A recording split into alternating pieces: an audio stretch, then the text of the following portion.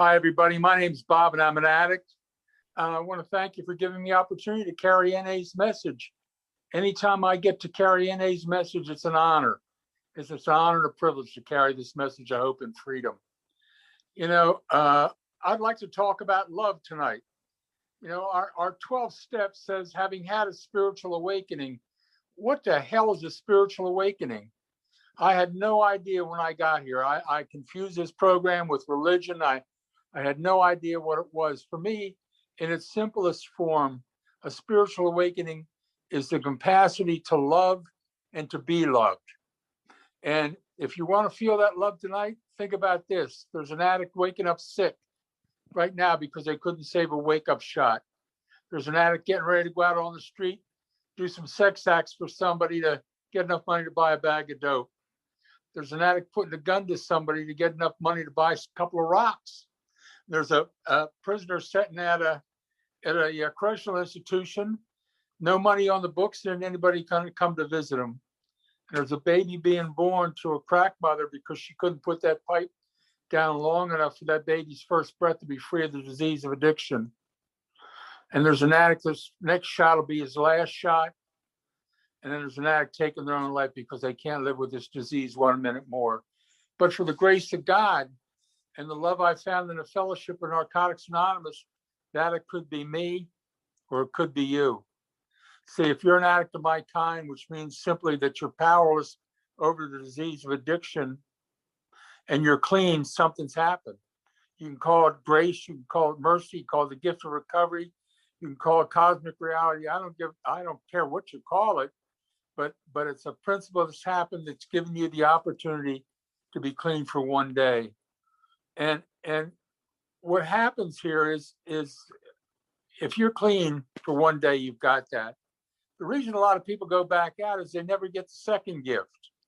And the second gift in recovery is the ability to recognize that you got the first gift. See, if I drop off a gift for you, if I drop off a new car for you, a new Mercedes-Benz, and put it in your driveway and you don't know what it is, it's meaningless. It looks like a piece of junk. You'd be telling people, get that piece of crap out of there because you don't recognize the gift. And I'm hoping with my share tonight to help you recognize just how blessed we are to have this gift of recovery. It's like that car. Once you understand what the gift is, how to use it, how to have fun with it, how to find a life beyond your wildest dreams with it, how to carry that message to other people, then that gift really takes on a meaning and you're not so quick to give that gift up. So if you're new to the rooms, I ask you to pray for that second gift, just to recognize how blessed we are to have the first gift. I told you, that 12th step is all about love. And, love comes to you sometimes. I used to confuse passion with love.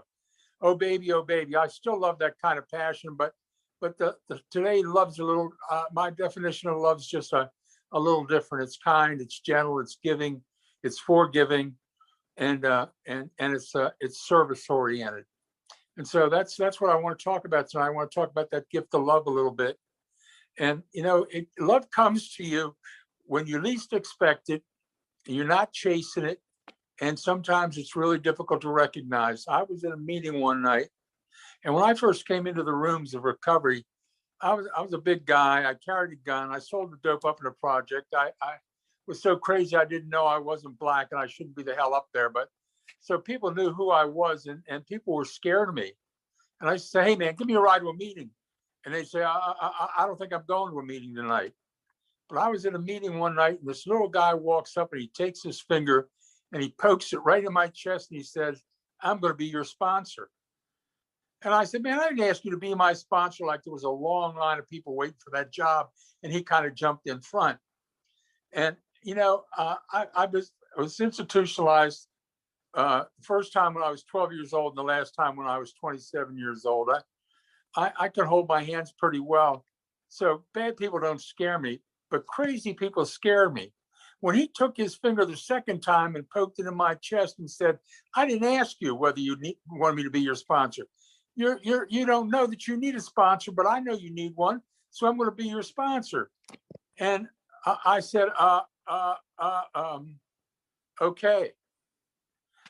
I had that man for a sponsor for 14 and a half years.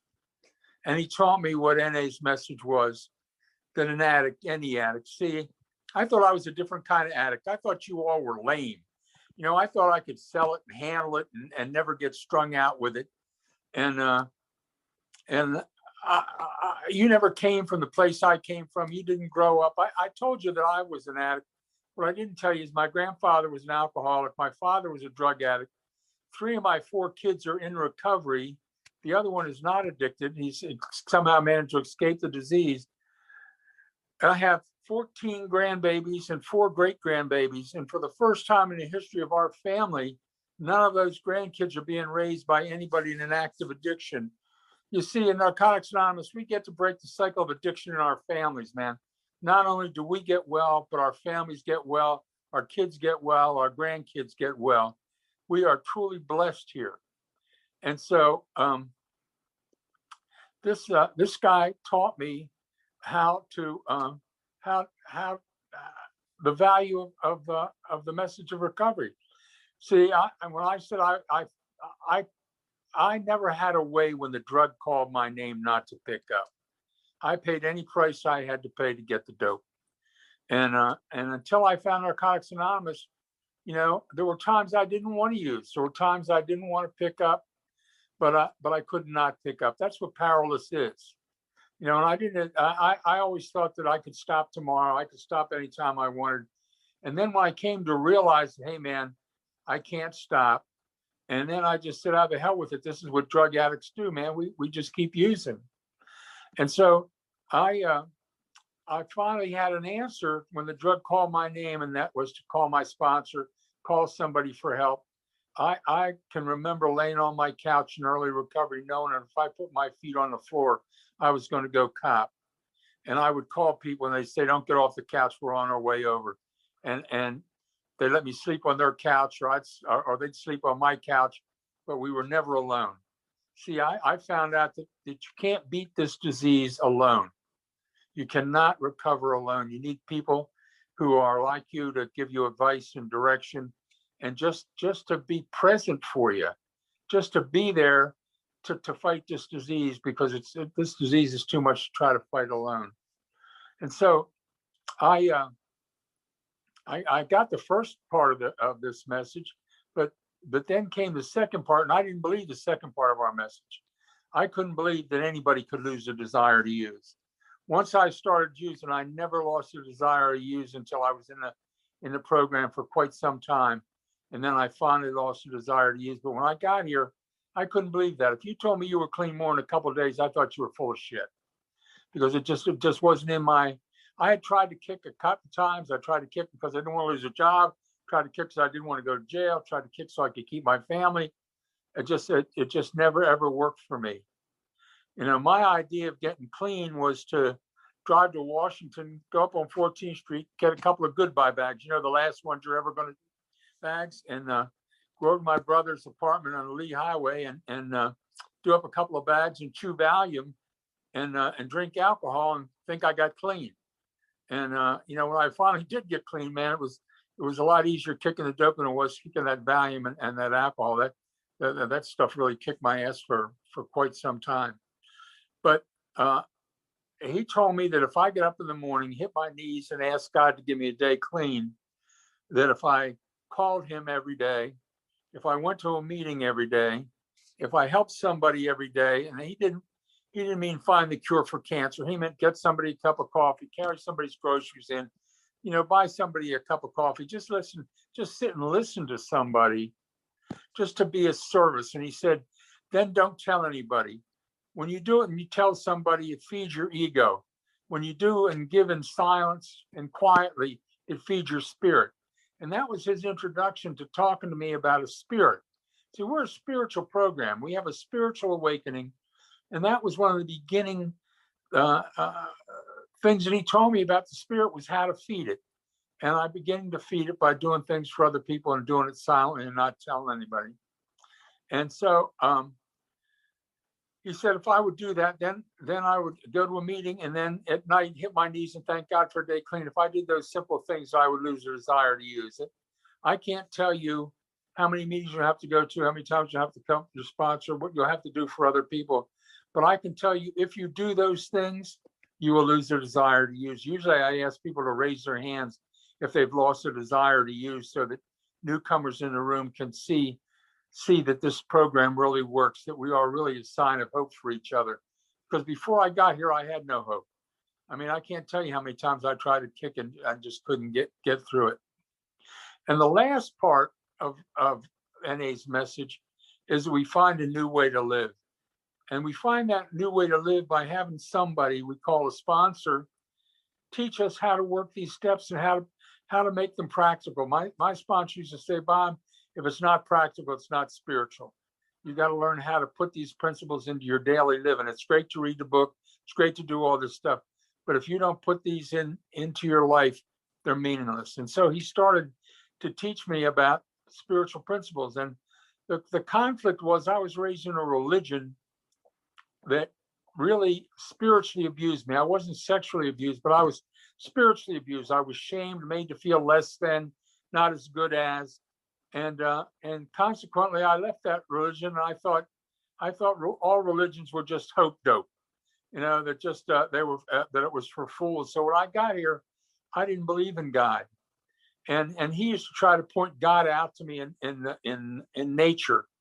It's where he said, "Man, Bobby, if you can't see God in a sunrise or a sunset, or watching the waves of the ocean come and go, and watching the seasons change, if you can't see God at work in reality, you're sure not going to see him in any kind of metaphysical way." But I would refuse to even acknowledge the presence of God. But one night I was about 6 months clean or so, and we were sitting out back a Holy Spirit hospital, getting ready to go into a meeting. And I said to him, "Man, look, I know I'm an addict. I know I can't use, but if one more person says to me they're happy, joyous, and free, I'm going to drive a stake through their fucking heart, because I'm not happy, joyous, and free, man.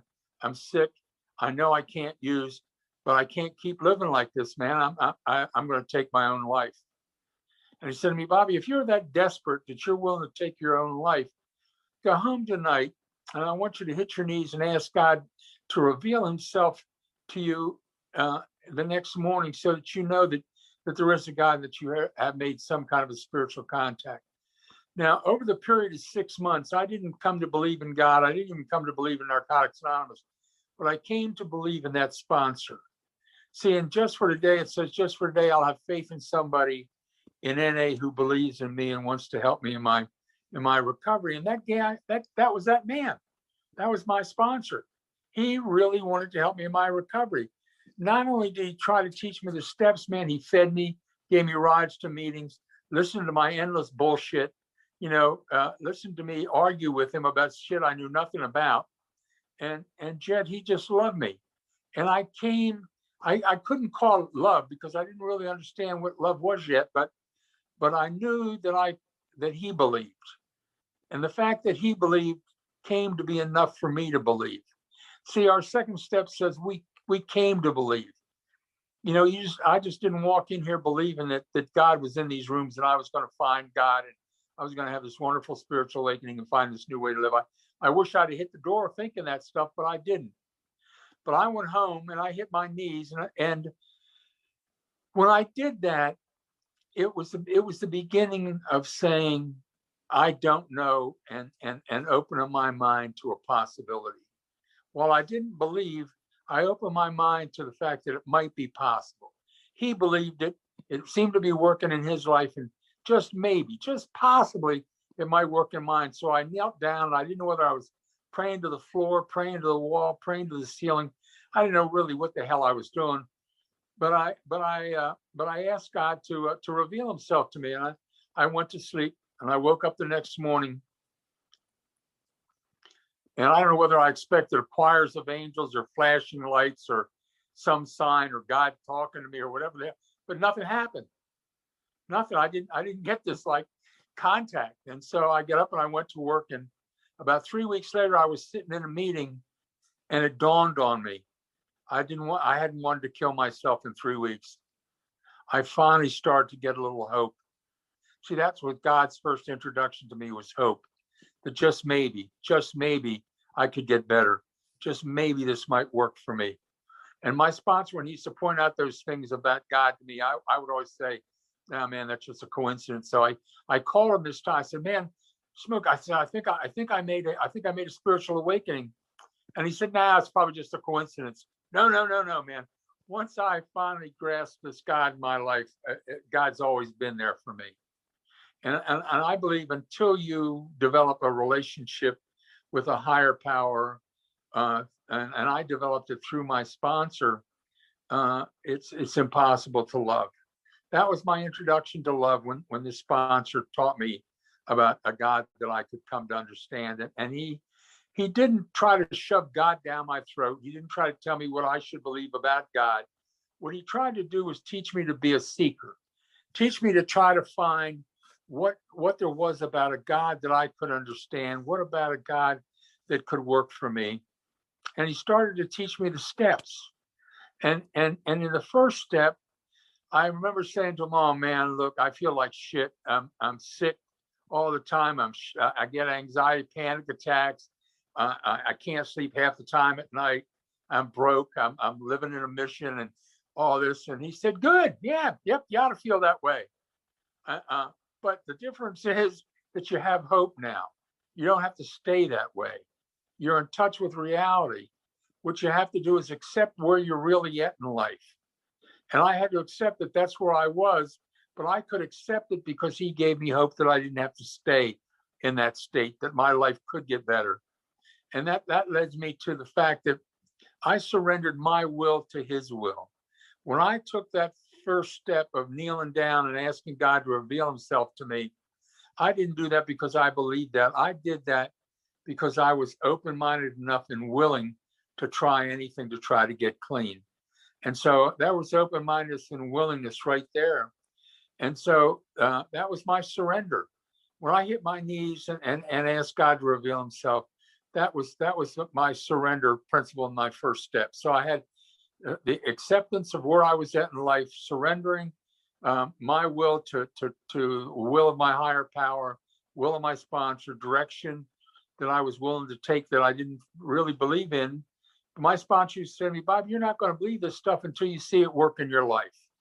And it's true. Once I saw it working in my life and I saw my life getting better, it became a lot easier. In the beginning, man, I was like walking in blind faith.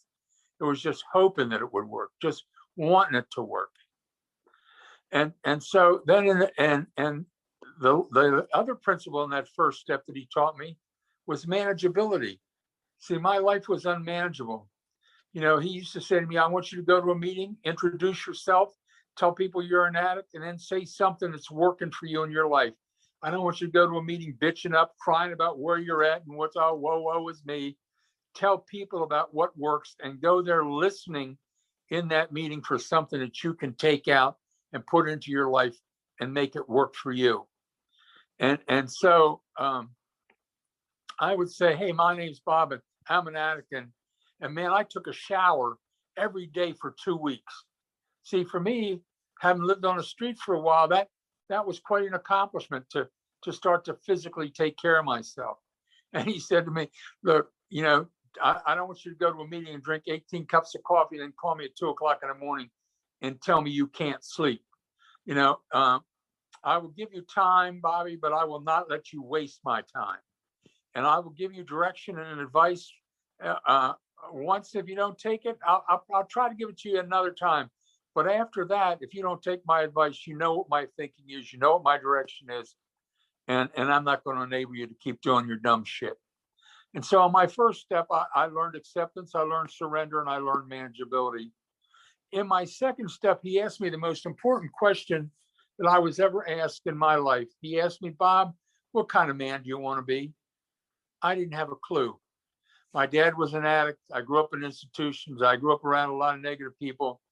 I didn't have any idea of what a healthy man looked like or what I should look like or what manhood was all about. And so he set me on a quest to find out what kind of man I wanted to be. And what he suggested to me was to take a yellow sheet of paper and to look at the men in my life, to look at the men in my home group, look at the men who coached me or who I had contact with, and pick the one thing about them that I really liked.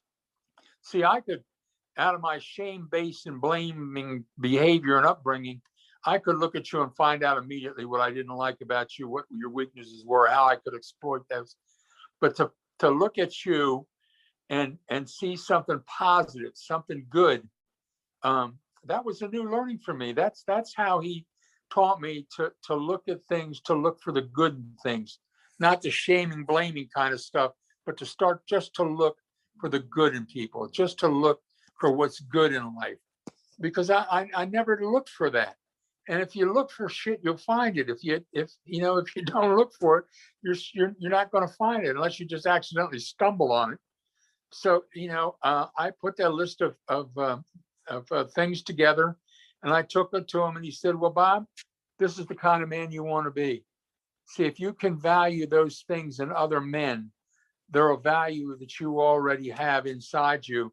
The thing we need to do now, working these steps, is to get you to live like the man that you like and admire on that paper." And that's what we did. We set out to try to find out who I was, what kind of man I wanted to be. And it formed the basis of my spiritual belief. And it formed the basis of really being able to apply these steps to my life. And then he said, once you know what kind of man you want to be, Bob, then you can start to decide what kind of God you need and what kind of relationship with a higher power that you need to support that man, to support your efforts to be that kind of man. And so I started to have a personal relationship with God. And my second step, then I learned to identify the kind of person I really wanted to be and develop a method to be that kind of a person, develop the principle of being a spiritual seeker. And I still seek, I still read all different spiritual literature from different cultures, from different religions. And man, I'm a spiritual thief. If I read something in the Quran or out of the Bible or out of Talmud, I will incorporate it into my own life. Any spiritual principle that brings me closer to a relationship with my higher power, I don't care where it is. I don't care who else practices it. If I can apply it to my life, I'm going to apply it to my life. And so once I had some kind of an understanding of God, then I started to know how that God would want me to live. And in my third step, I committed myself to being that kind of man. I committed myself to trying to live along spiritual principles. I committed to turning my will and my life over to God. And when I did that, it's a contract. Our third step is a contract with God, man. When we turn our will and our life over, we turn it over to the care of God. And so to live in the care of a higher power, man, that frees me from worry. It frees me from anxiety. It frees me from a lot of nonsense, because all I need to do is try to do the next right thing for the next right reason and keep my spiritual program that simple. When you take that third step, though, it fundamentally changed my whole life, my whole world. I come into the rooms of recovery uneducated and basically a pretty street kid. And I was strung out in the hospital, and a doctor who's my detox doctor and a minister took a liking to me. And the minister had lost a daughter to an active addiction. And the doctor had been a missionary physician in Nigeria and had come back to the States to educate his kids in colleges and wanted to be in the States with him. But they both took a liking to me. And the doctor said, "Bobby, if you want to become a doctor, I'll pay for your education, and I'll help you get into medical school." And the minister said to me, "Bob, I want to introduce you to a black guy. And if the two of you guys can get along, I'll give you $250,000 to start a program for kids who commit serious, chronic, and violent acts of delinquency." And I said, "Man, I love the brother." And so we started a program for kids who committed violent acts. And over the course of 35 years, I probably worked with 100 kids that were either victims of or committed homicide. And I was never had to hurt a kid. So when you turn your your life over to a higher power, doors open for you that are really beyond your wildest dreams, beyond your imagination. I had no education when I started. I ended up with a master's degree. I was homeless. I ended up with a home and a farm and a lake house. I just trying to practice that third step, just trying to do the next right thing. And I'm at a point right now in my life that I'm really in a major transition, and I'm not certain how that's going to play out, but I'm just trying to do the next right thing for the next right reason, and just and let it unfold. So we say more will be revealed. And if you're living by spiritual principles and you're walking the right path, that doesn't mean that life is easy for you. That doesn't mean you don't suffer loss. I've suffered tremendous loss. I in my third step also, I had met a woman, and I told her I'd call her, and I didn't. And she sent me a note thanking me for a wonderful evening that we'd had, and asked me, "Are you the kind of man that tells a woman you're going to call and doesn't?" And I showed that to my sponsor, and he said, "Well, are you that kind of man?" And I called this woman up, and I invited her to my home for dinner, and she showed up at my home, and she brought me flowers, and I knew that she was the woman for me, and we spent a beautiful 40-year marriage until she passed away a couple of years ago. And so, just because you walk in the light, just because you turn your will over to God, doesn't mean that everything's going to be glory and beautiful.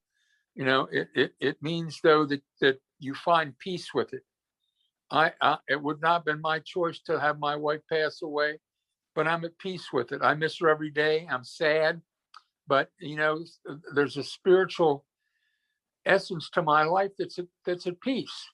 And that's what I strive for in my second and third step, is to find that, to be at peace with my higher power.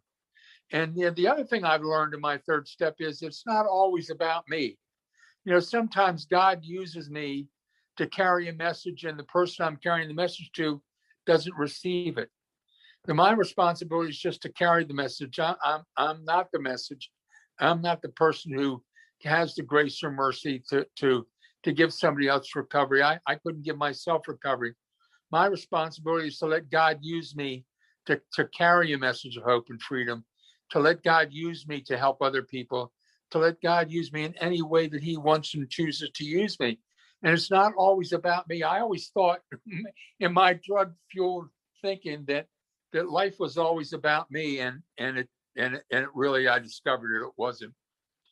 In my fourth step, I found a way to right myself in crazy situations. I don't know whether you've ever been in a situation where it starts to go crazy, and all of a sudden your mouth takes on a life of its own, and you're in a battle, and you don't even know what you're arguing about anymore, but you're in a kill to win situation. And I never knew how to get out of those situations without ending up in violence or ended up in chaos. But in my second step, when I knew the kind of man I wanted to be, and my principle in my fourth step is, no matter how crazy the situation is, whether it's with my wife, with my job, with people in the rooms, if it gets crazy, I don't have to take control of the situation. I just have to take control of me. And the easiest way for me to control Bob is to say to myself, am I being the kind of man I really want to be in this situation? And when I ask myself that question, I empower myself to change. And you don't have to change every number in a column of 1,000 numbers to change the answer. All you need to do is change one number in that column to get a different answer. And I learned the easiest person in life to change was me. And when I did my fourth step, I found patterns of behavior that contributed to my unmanageability. I found things from trauma. I found things from my childhood that I had never dealt with. I discovered a lot about Bob doing that fourth step. And I also discovered that Bob was a pretty talented guy. I write, I play music, I'm a pretty good developer. I've got a lot of skills. I never knew that about myself. I lived in shame and blame and an active addiction. I lived always feeling that I was less than in an active addiction. And in that fourth step, man, not only did I discover my patterns of error, I discovered the good stuff about Bob. And my sponsor worked as hard with me identifying my skills and the positive things about me that he did about the things that I needed to change. And so I learned to call my life into question in my fourth step, simply about asking myself if I want, what kind of man I want to be. And in my fifth step, when I shared my deepest and most shameful things with another human being. See, God came to me with this gift of recovery at the lowest point in my life. I couldn't have gone much lower and lived. I was at the end of the road when I got here. And when I got to that fifth step and I started to share those secrets with someone, and they didn't shame me or they didn't blame me, but they related to me. They were empathetic. They hugged me. We prayed together. And what my gift out of that fifth step was, I learned to quit shaming other people. I learned to quit being judgmental of other people. I learned to accept other people for who they were, not for who I wanted them to be. When I was accepted in my fifth step, I learned to accept myself in my fifth step. And when I learned to accept myself in my fifth step, I learned to accept other people non-judgmentally in my fifth step. And so in my fifth step, I learned how to look at life with integrity. When I say I'm going to do something, I show up and I do it. To live one life and live it well is the goal of my fifth step. Not to be this person with you and this person with somebody else and this person with my wife, and to have a girlfriend and that, just to live one life as I believe my higher power wanted me to live, and to live it boldly, and to live it shame-free, to live it judgment-free. And I learned those principles in my fifth step. In my sixth step, what I learned was, we develop a desire for change in our sixth step. And you can develop a desire to change by pain. You keep doing dumb stuff enough times, when you're clean, you pay the price. You get to a point where you're not willing to pay the price and you change. But there's another way. In my sixth step, my sponsor told me, Bob, look, if you run around the massage parlors, hang out with whores, try to chase every woman you can, you'll never be capable of having a meaning, loving, intimate relationship with a woman. He taught me to want more. He taught me to want better for myself than what I had. Not only could I change through pain, but I could change through the desire to live in a better way. And I didn't know what a better way was. And he helped me determine what a better way was. He helped me determine how to get an education, how to get a meaningful, loving relationship, how to get a home, how to be a parent, how to be a productive member of society, how to want those things for myself, to want better for myself in my sixth step. And he taught me that in my seventh step, to pray, to engage with God in change. I didn't get clean on my own. I'm not going to change my character defects. I'm not going to change the things that I keep stumbling over on my own. I need to be able to reach outside myself or deep within myself to wherever you perceive your higher power to rest, and to be able to tap into that power for change. And he taught me that in my seventh step, how to reach out for help to change. And sometimes that just means to go to somebody who had the same problem that you have and ask them, hey man, how'd you change that? You used to do all this dumb shit. Now you're living in a whole different way. How'd you make that change? And then once I heard how to make that change, to become willing to follow that direction. He taught me in steps 8 and 9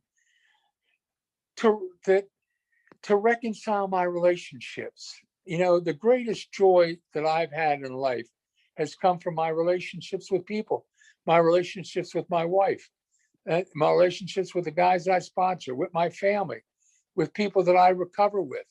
My joy comes from relationship. But if I don't have a way to amend a relationship, I'm in trouble.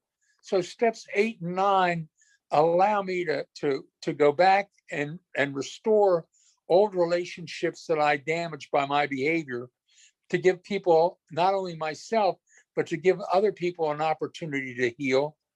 And giving them an opportunity to heal, I learned to heal myself. I learned to forgive and to be forgiven in steps 8 and 9. And I learned to preserve my relationships in steps 8 and 9. You know, in the 10th step, the principle that I learned was vigilance. We keep what we have by giving it away. If you plant corn, you get corn. You plant wheat, you get wheat. You plant patience, kindness, tolerance, love, understanding into the life of another person, you bring it into your own life. Muslims have an expression that you can't push another man's boat to shore unless you take your own boat to shore. So in my 10th step, I learned to plant those kinds of things in the hearts of other people. When I go to a meeting, I look for the person in that meeting who needs a hug, who needs to talk, who needs some words of encouragement, who needs to hear a message of hope and freedom that I'm carrying. Because if I can give it away, I can keep it. You know, and I do my 10th step at night. I've been doing, since I took my 4th step, I ask myself, you know, what kind of a day did you have, Bob? Is there things you could do better? Can you be a better person tomorrow than you were today? And that's all incorporated in my 10th step. In my 11th step, I learned the value of silence, you know, to hear what's going through my head. I got some shit that goes through my head that's really interesting. I don't agree with it, but I always find the shit that rolls through my head very, very interesting if I sit and listen to it. And I hear the voice of my higher power in silence. My higher power doesn't scream at me or shame me. My higher power speaks to me in a soft, gentle way that if I'm in prayer and meditation and contemplation, that's how I come to hear God in working in my life. And the other thing that my 11th step, the principle that I value the most is the principle that I call remembrance. I try to remember every act of kindness that was done for me. I try to remember the people that let me sleep on their couch, who gave me rides to meeting, who fed me, who were with me when I went through a divorce, who were with me when I had some really wonderful achievements. I try to remember the blessings that I have received. And why do I do that? Because it empowers me. Man, I do that remembrance in my 11th step, man. I can pump my gratitude level up to an amazing level. And for what reason? Why would I want to do that? Because in my 12th step, I get to carry the most powerful message that an addict can hear. We do recover through God, the 12 steps, the 12 traditions, and the love that we find in a fellowship called Narcotics Anonymous. Thanks for letting me share. Thanks for sharing. Thank you, Bob. Thank you for sharing. Thank you so much. Thanks, Bob. Great. Thanks, Bob. That was awesome. Good job, Bob. Good job, Thank you for brother. sharing, Bob. Good job. Thank Thank you you, so much. Bob. Your message. Thank you, Thank you brother. for sharing. Amen.